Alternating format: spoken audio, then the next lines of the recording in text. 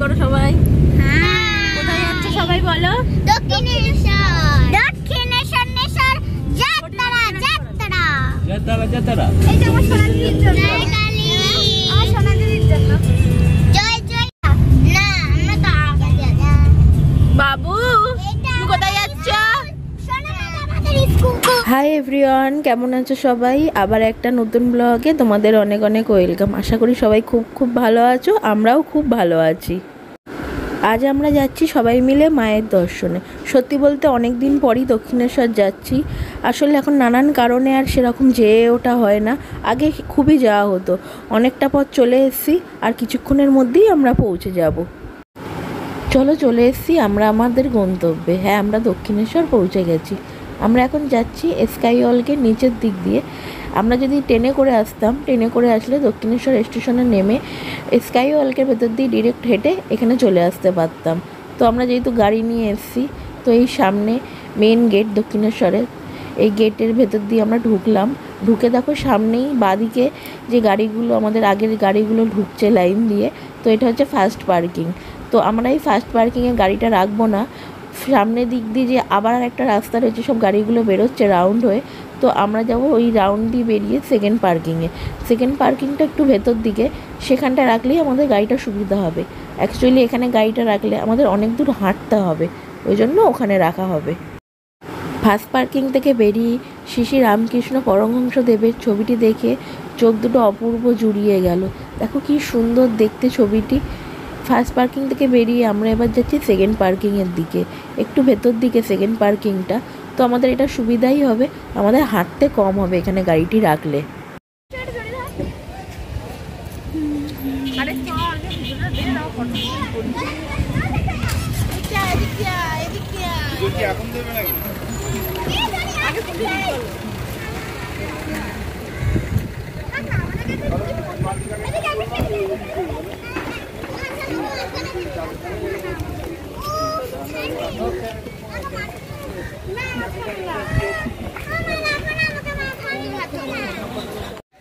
Parking থেকে গাড়িটা রেখে আমরা এবার হাঁটতে হাঁটতে যাচ্ছি ডালার দোকানে। সেকেন্ড পার্কিং থেকে গাড়িটা রেখে ডালার দোকান হাঁটা পথে এই 1-2 মিনিটের মতন চলে এসেছি আমরা ডালার দোকানে। দুদিকে লম্বা করে লাইন দিয়ে ধরে ধরে সাজানো সব ডালার দোকানগুলো। খানিকটা একই রকম দেখতে লাগে, শুধু এই নাম্বার দিয়ে চেনার উপায়। তো আমরা যাব 9 নম্বর দোকানে। আসলে আমার যে সামনে যে বোন যাচ্ছে, আমার মেজো বোন ওটি, তো ওরা মাঝে মাঝেই দক্ষিণেশ্বর আসলে ওরা এই 9 নম্বর দোকানটিতেই আসে। ওদের সাথে এই দোকানটা একটু চেনা পরিচিতিই আছে। তো আমাদের তো সেরকমভাবে আসা হয় না, তো আমাদের চেনা পরিচিতিটাও সেভাবে নেই। তো ওদের যেহেতু চেনাশোনা, তাই ওদের সাথে আমরা এই 9 নম্বর দোকানটিতেই আসলাম। দোকানের যে মালিক আছেন বা যে কর্মচারী, তাদের ব্যবহার খুবই অমায়িক, খুবই সুন্দর। তো আপনারাও যদি কখনো আসেন তো এখানে আসতে পারেন, ভালো লাগবে। স্টার্টিং এটা কত? এটা সব দিয়ে 400। এর মধ্যে ফল, মিষ্টি, আলতা, সিঁদুর, শাড়ি, ওড়না, সাদা পোলা সব দেওয়া আছে। স্টার্টিং কত? 51। এখন আছি 100 আছে। এইগুলো কত? কত টাকা? 101 না এখন? এইগুলো কত টাকা? এটা 101 সব কিছু দিয়ে আছে। 101টাই দেখতে।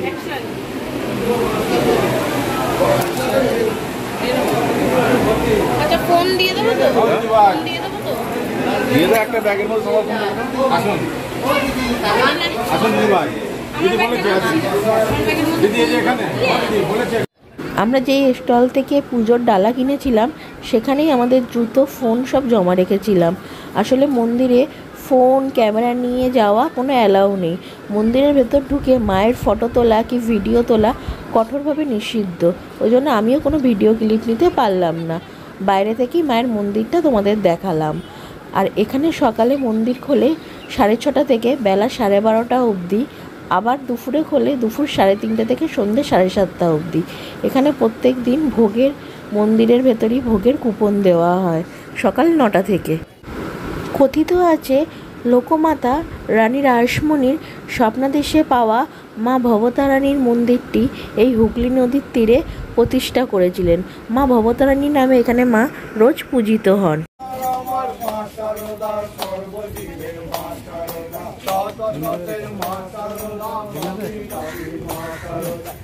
আমার মা শারদা, সর্বজীবের মা শারদা।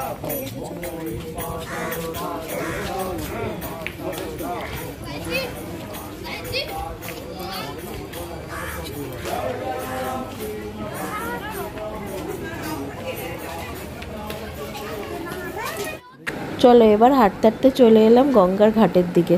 দেখো গোধূলি লগ্নে সূর্য অস্ত যাওয়ার সময় সূর্যের কিরণটা জলে পড়ে জলটা না কি অপূর্ব সুন্দরই দেখতে লাগছে। এখনও দেখো কত লোক স্নান করছে, কেউ বা গঙ্গার ঘাটে নেমে ড্রামে করে জল ভরে নিয়ে যাচ্ছে, কেউ বা এই অপরূপ দৃশ্যটা ক্যামেরাবন্দি করে রাখছে আমার মতন। আমিও যেরকম ক্যামেরাবন্দি করে রাখলাম এই অপূর্ব। ওই দূরে যে ব্রিজটি দেখতে পাচ্ছ সেটি আমাদের সকলের কাছে পরিচিত বালি ব্রিজ নামে বা বিবেকানন্দ সেতু নামে। আমরা যখনই রাইডে যাই ওই ব্রিজের ওপর দাঁড়িয়েই মাকে প্রণাম করে মায়ের আশীর্বাদ নিয়ে রাইডে যাই। এবার তোমরা হয়তো ভাবছো কোন রাইডের কথা বলা হয়েছে, আসলে তোমাদের কাছে শেয়ার করা হয়নি। আমার হাজব্যান্ডের একটা চ্যানেল আছে রোড সানরাইজ নামে, মোটর ব্লগ চ্যানেল, তো আমার ডেসক্রিপশানে যার লিঙ্ক দেওয়া আছে তোমরা চাইলে ঘুরে আসতে পারো। আশা রাখছি তোমরা নিরাশ হবে না। চলো এবার একটু নিচে যাওয়া যাক। নিচে গিয়ে ছুঁয়ে মা গঙ্গাকে প্রণাম না করলে হয়। কুহুও খুব বায়না করছে, দেখো আমার পাশের বাচ্চাটা যেরকম বাবাকে ধরে বায়না করছে জলে নামার, কুহুও খুব বায়না করছে, কিন্তু ওকে আমার নিতে একটুও রিস্ক লাগে না। আসলে ওর বাবা আসেনি আজকে অফিসের কাজের চাপের জন্য। আর ও যা দুষ্টু মেয়ে, কখনো দেখা গেলো আমার হাত টেনে ছিঁড়ে জলের মধ্যেই না লাফ মারে। তো ওকে ওর মিমির কাছে রেখে এসেছি, ওর মিমি ওর হাতটা শক্ত করে ধরে ঘাটের ওপরে দাঁড়িয়ে রয়েছে। তো আমি একটুখানি জল হাতে করে নিয়ে যাই ওকে দেবো বলে। আগে যখন মন্দিরে আসতাম তো মন্দিরে ঢোকার রাস্তার আগে শাড়ি দিয়ে সব কচুরির দোকানগুলো ছিল। হিঙের কচুরির গন্ধে একদম মোমো করে উঠতো, রাস্তার ওপরেই তারা কচুরিগুলো ভাজতো। এখন সেই দোকানগুলো আর নেই, এখন সব এই এক ছাদের তলায় আনা হয়েছে, যার নাম দেওয়া হয়েছে ভোজনালয় বা ফুড প্লাজা নামে। তো চলো এবার বাড়ি থেকে অনেকক্ষণ আগে খেয়ে বেরিয়েছি, বাচ্চাদেরও খুব খিদে পেয়ে গেছে, সাথে আমাদেরও খুব খিদে পেয়ে গেছে। চলো কিছু খাওয়া যাক এবার। চলো আমরা কিন্তু 6 নম্বর দোকানটিতে ঢুকলাম। দোকানে ঢুকতেই দেখো কি সুন্দর মায়ের মূর্তিটি, মায়ের মুখটি আলো পড়ে একদম চকচক করে উঠেছে। এখানকার খাবার কিন্তু পুরো ভেজ।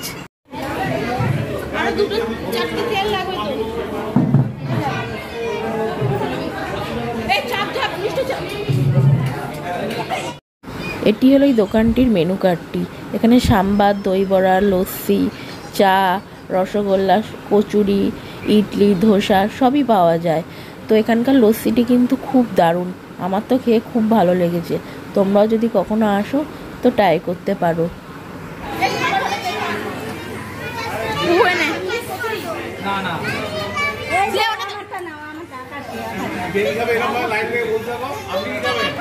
কেমন লস্যিটা খেতে, টেস্টটা একটু বলো সবাই।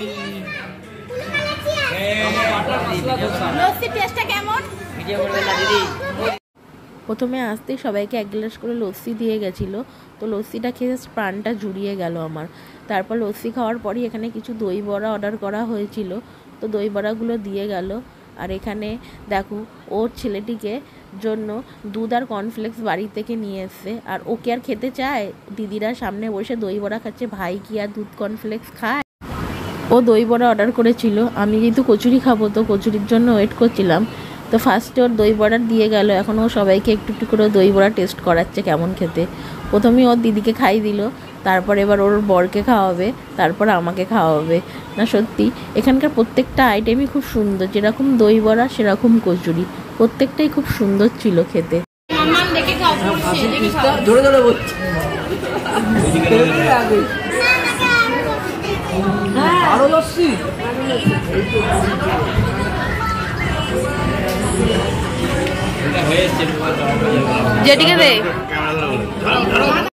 এবার এতক্ষণ পর আমাদের গরম গরম কচুরি দিয়ে গেছে। তো 4টে করে কচুরি ছিল একটা প্লেটে, আর ছোলার ডাল ছিল, আর একটুখানি চাটনি ছিল। তো আমার পাশে বসেছিল, এটাই আমার জেঠি হয়। তো আমার জেঠি আর আমি কচুরি অর্ডার করেছিলাম। দক্ষিণেশ্বরে আসবো, কচুরি খাবো না সেটা আবার হয় না। দক্ষিণেশ্বর আসা মানে হিঙের কচুরি। তো হিঙের কচুরি আর সেরকম হিঙের টেস্টটা নেই, কিন্তু তাও কচুরিগুলো খারাপ ছিল না, খেতে ভালোই লেগেছিলো। তো কচুরি আমাদের চলে এসছে, আমরা এবার কচুরিগুলো খেয়ে নিই। জেঠিকে জিজ্ঞেস করলাম, জেঠিও বললো না ভালো আছে, কচুরি ঠিকই আছে, খারাপ না খেতে। গোল গোল মতো এগুলো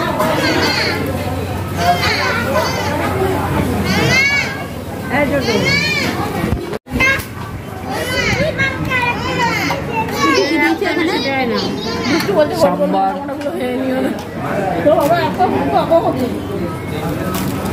আলু পুরি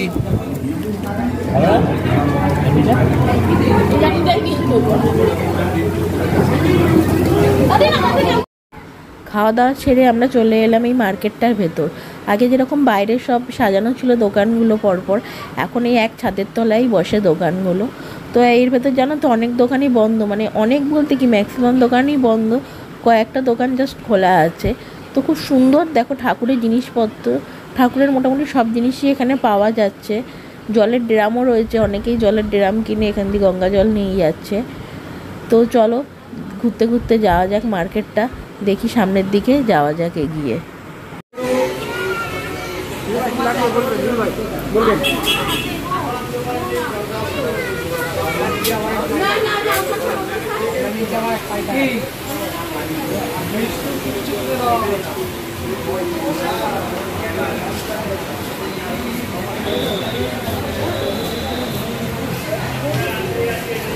তো এবার অবশেষে আমরা সব ঘোরাঘুরির পর পার্কিংয়ে চলে এলাম।